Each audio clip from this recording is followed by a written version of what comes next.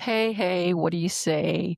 This is Till Time with Hope. And I know it's been a minute, but things have been quite crazy here in America. And yes, I am making a reference to the administration that we have under Donald Trump.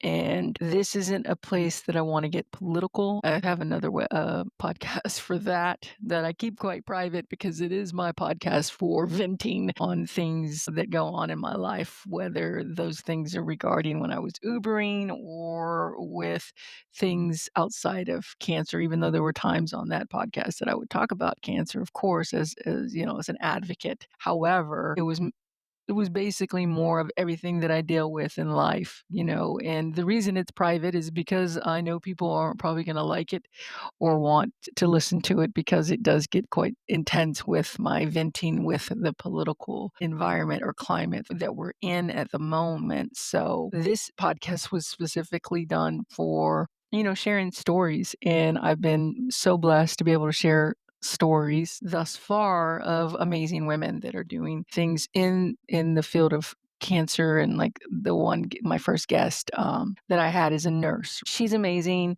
and I look forward to seeing her, just either because I'm a patient family advisory council member, or because I'm just in there for a checkup. It's always nice to see people that I've been on this journey through with in a different manner, right? It's not sitting in the chemo chair receiving that poison or having to deal with possibly having another surgery. It's been nice to have almost 4 years of being in remission, and the plan is to continue to be so.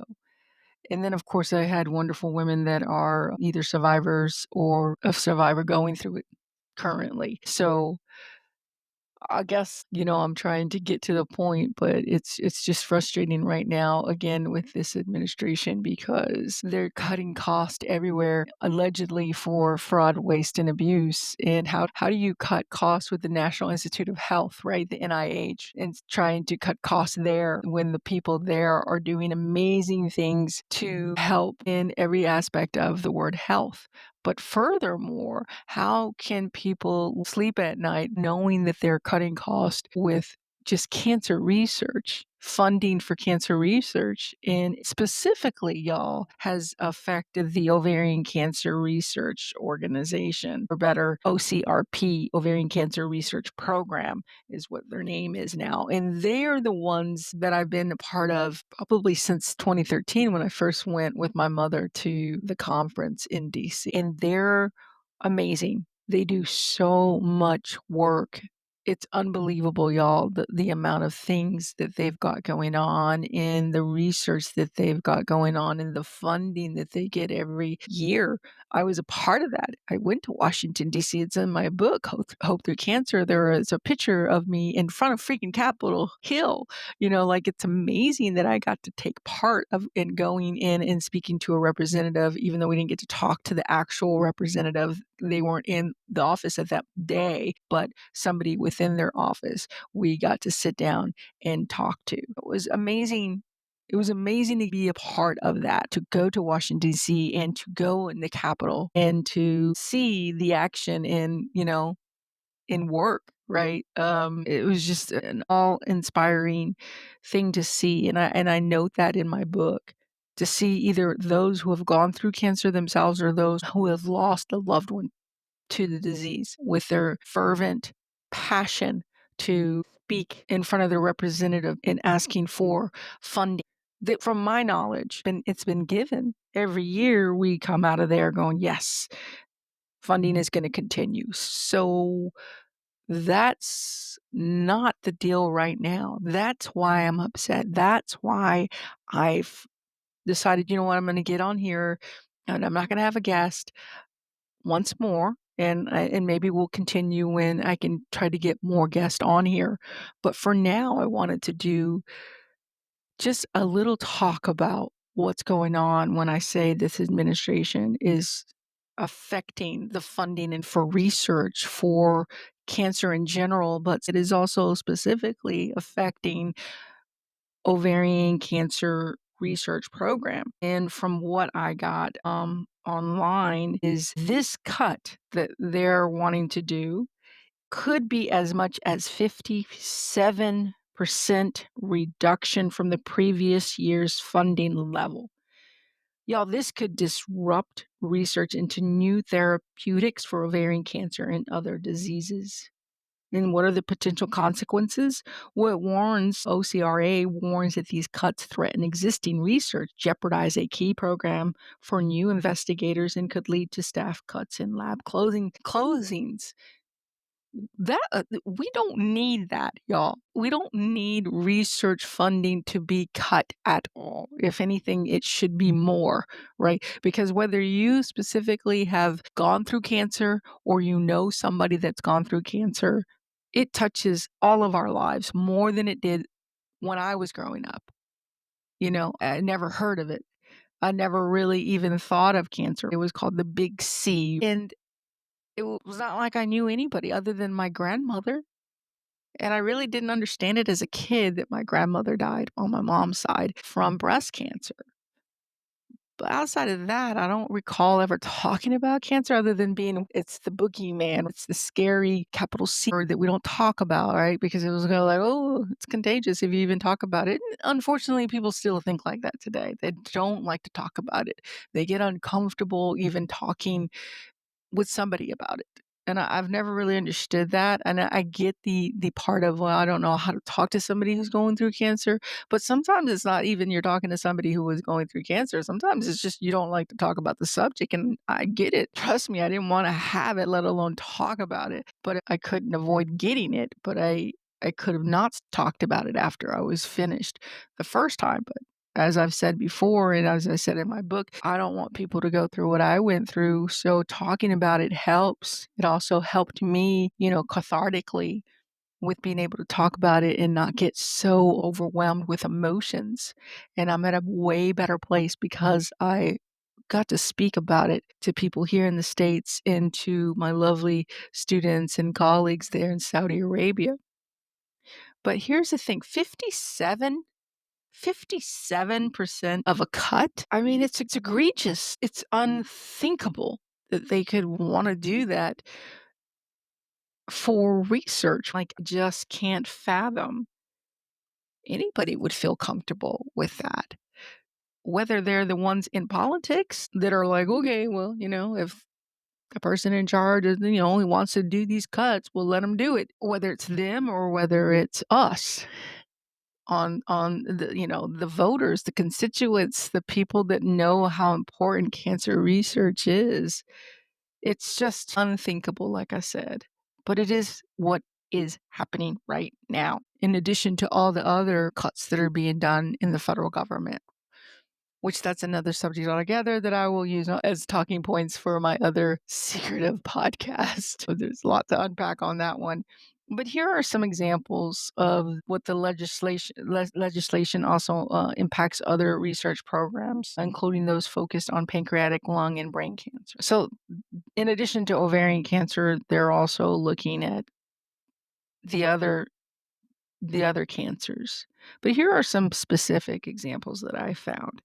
OCRP received $45 million last year to conduct critical research, but this proposed cut could slash their budget to less than $20 million. A project level spending plan prepared by Congress and reviewed by STAT leaves no funds allocated specifically to kidney, pancreatic, lung, or brain cancer and reduces funding for breast, ovarian, and prostate cancer.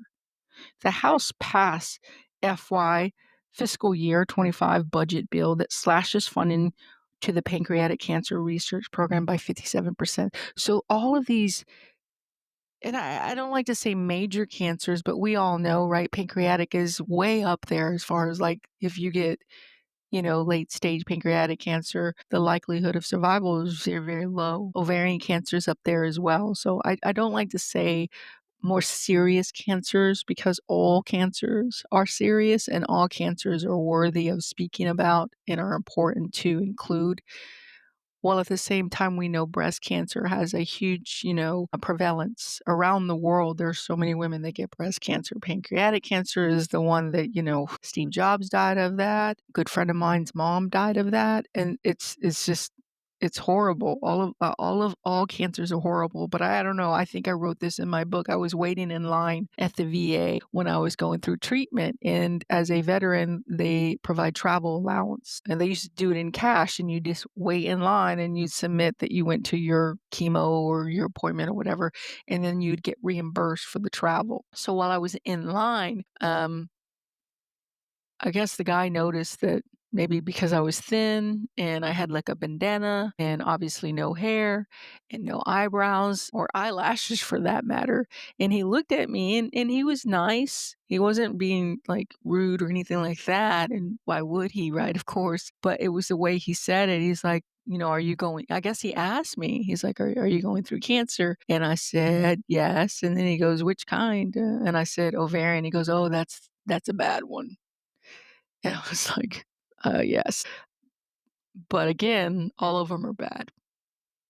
But I think, in the grand scheme of cancers, right, late stage has such a horrible, such horrible statistics on survival rates and things of that nature.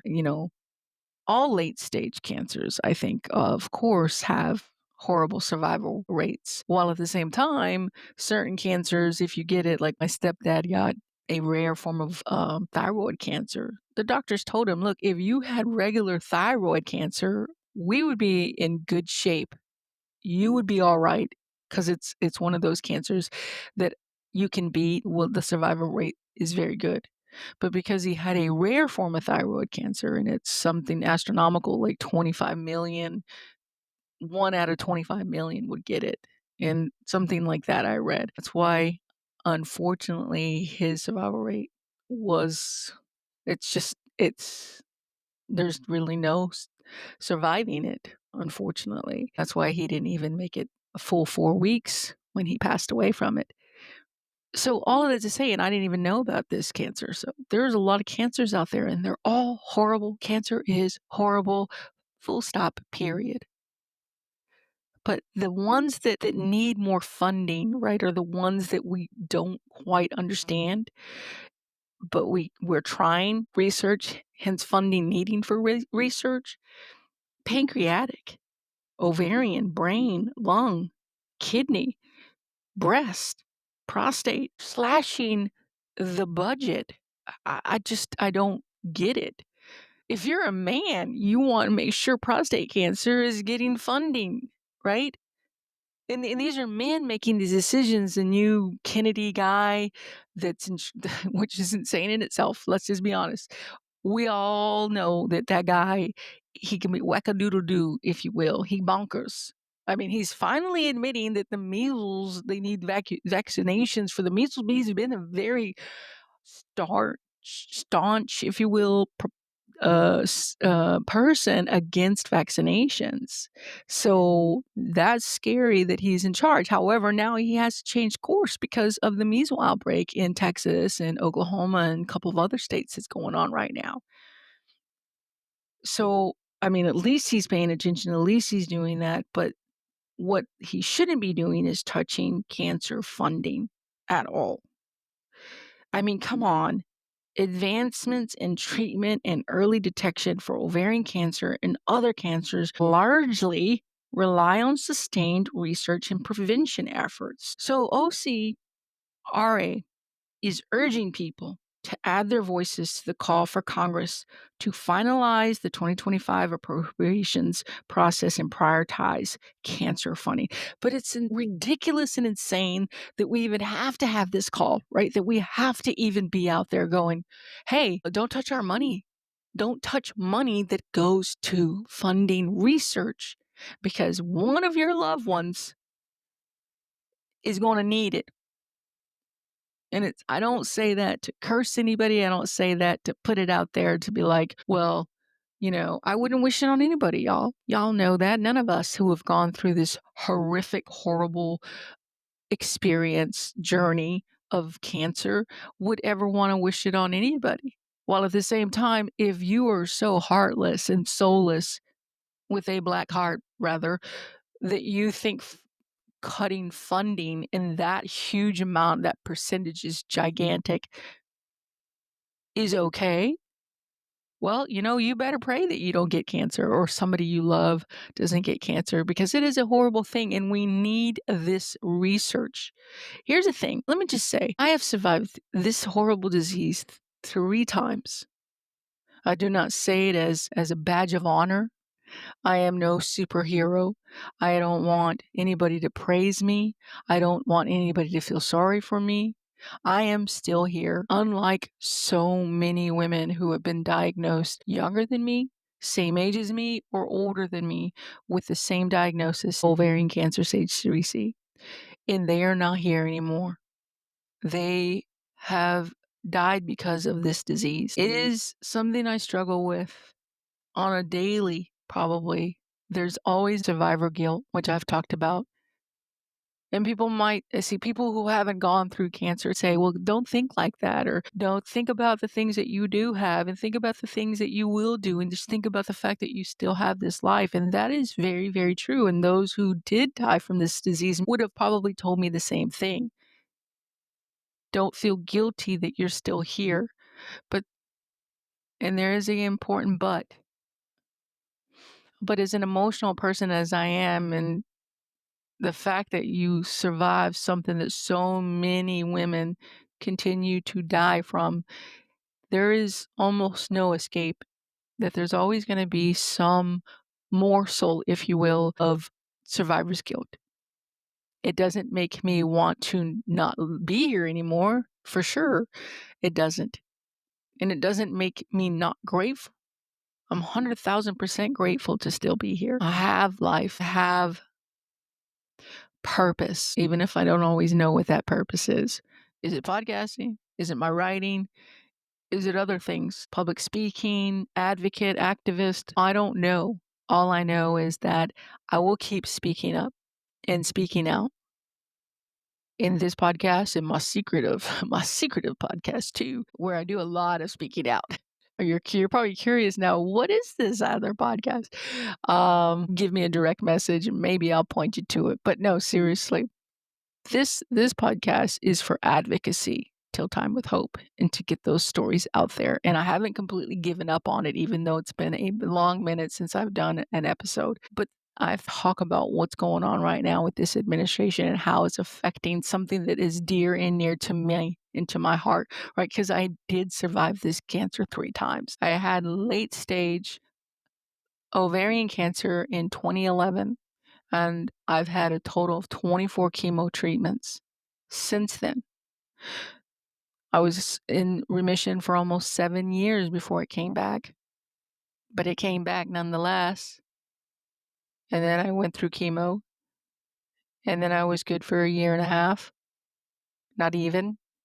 And then it came back with a vengeance. And yet I'm still here after surgery and 6 months of brutal chemotherapy. I'm still here dealing with the repercussions of chemotherapy.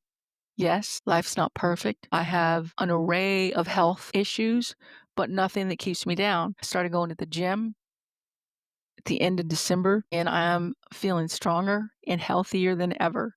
And I continue to motivate myself to get up and go to the gym. And I'm doing well. I'm at a good weight for my height. I when I was going through treatment, I was 174 pounds, y'all, which isn't bad considering the first time I went to chemo, I went all the way down to 138, which did not look good. It was a very not good looking 138-pound, 5'11" woman. Chemo's so destructive to the body. And the second time I went through it, I stayed at around 174 pounds, and the doctor said, eat what you want, and I didn't have a lack of appetite, which is great. And then the third time, I didn't have a lack of appetite, great, but I also continued to just do my part to eat because I didn't want to ever repeat what happened in 2012 with all that weight loss. 174, and then a couple of years later, I dropped down to 164. Now I've been going to the gym, and I'm down to 156, 155, which is pretty healthy. And I've eat a lot of salads. I try not to eat fast food. Do I? Sure, from time to time, but it's not a daily thing. It's not a even weekly thing, which is great. It's just once in a while, and considering I've upped my cardio, I could do cardio for like 45 minutes, and I have to do things that don't hurt my knees because those health issues that I have revolve around other parts of my body that, got hurt from the military. All that to say is that I'm grateful to be here. I'm grateful to be almost 4 years in remission, and I know I go all over the map sometimes when I'm talking, but what my message is to say is, like, be an advocate. Speak up and speak out to the things that are going on right now under this administration, and there was a protest that said, "Hands off." Those hands off were also about NIH, the National Institute of Health, as well as the Ovarian Cancer Research Fund. No, hands off of that stuff. How can anybody want to touch any of that? That's Ovarian Cancer Research Alliance, who gets amazing funding for research. But here's where I come in. Yes, I've had it 3 times. Yes, I'm in remission almost for 4 years, y'all. June makes 4 years. But the fact is, it could come back. It's not what I want. It's not what you want. It's not what I'm believing is gonna happen, but the fact is, being that it's already come 3 times, there's still a huge chance that it's gonna come back. And what if it comes back? What if the chemo that I've had so much chemo, what if they're like, "We wanna put you on a trial." But guess what? Things have been frozen, funding has been depleted because of the people that are running this country right now, and what we wanna get you on is not available. Sorry. So yes, it pisses me off that they're touching funding for cancer research, not by a little itty bitty. 57% reduction. It's mind boggling, y'all. And it should, excuse me, piss everybody off. I have family and friends. They should be pissed off for me, even if they voted for Trump. Even if they are MAGA, when it comes to their family and friends, that's where we should say, I draw a line. This is where I draw the line. You are now touching somebody that is near and dear to me, and that is my sister, or that is my friend, or that is my relative. I would hope, anyway, that those that care about me would see it like that. I'm not saying I'm gonna get cancer again. I'm not saying that I'm gonna have to do chemotherapy ever again. I'm just saying there is that what if. What if that was to affect my loved one? Because it could affect me. I don't know what tomorrow's gonna bring, but more importantly, it's affecting people right now. Taking away funding for research for these cancers is affecting people right now, or who could be diagnosed in the next day or 2 or week or month if they do not do an about face and don't touch it, right? They need to not touch funding.